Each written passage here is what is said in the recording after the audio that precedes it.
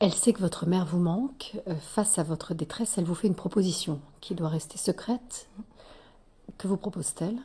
Elle me dit, écoute, je vais t'emmener quelque part, ça doit rester entre nous.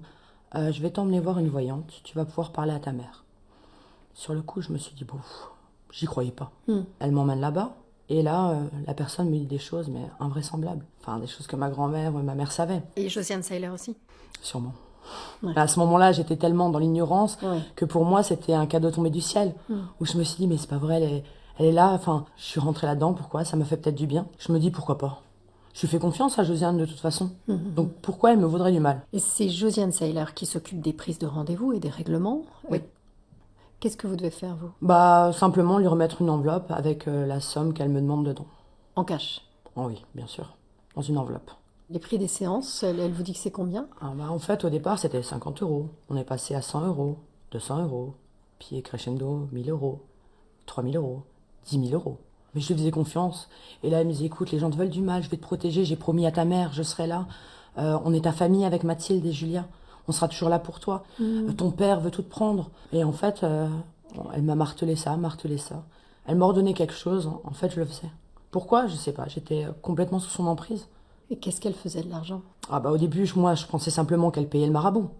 Mais bon, l'argent partait pour elle et pour ses filles. Elle partait sur Courchevel, Saint-Tropez, les palaces, les grands restaurants. Tout ce qui pouvait avoir un grand nom, en fait, elles y allaient. Elles ont pris ma vie, en fait, simplement. Je crois qu'elle avait compris que j'étais tombée sous sa dépendance, en fait, d'elle et de ses filles, que j'admirais, parce que pour moi, elles faisaient des grandes études, elles étaient toutes les deux en médecine, et moi, j'étais là à faire mes petites études. Vous avez décroché, en fait. J'ai décroché, parce que je suis tombée dans l'anorexie, j'ai commencé à maigrir, à me détester, à plus pouvoir me voir. Là, elle a mis le coup de massue fatal. J'avais plus le droit de venir à des repas de Noël, j'avais plus le droit de venir à des repas, simples repas, parce que je faisais honte, mon image faisait honte. Ma maigreur faisait honte à elle et à ses filles. Ses filles, des médecins, des grands médecins renommés. Moi, à côté de ça, je travaille dans un bar.